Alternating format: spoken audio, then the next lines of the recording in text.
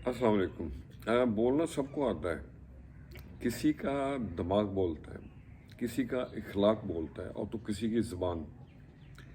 तो फिर आओ सुने हम न्याज की बातें, पतझड़ और बहार की बातें। मायूस न होना इस दुनिया से, गुल के साथ है खार की बातें। ज़िंदगी की रफ्तार ऐसे रखो कि अगर कोई दुश्मन आगे निकल जाए तो जाने दो, कोई बात नहीं, लेकिन किसी दोस्त को पीछे मत छोड़ो।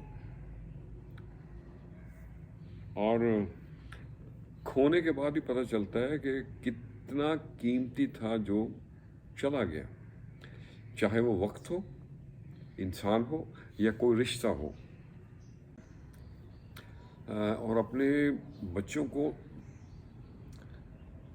दौलतमंद होने की तालीम मत दें, बल्कि उनको खुश होने की तरबियत दें, तालीम दें, ताकि जब वो बड़े हो जाएं तो वो चीज़ों की वैल्यू को अहमियत दें, ना कि चीज़ों की कीमत को।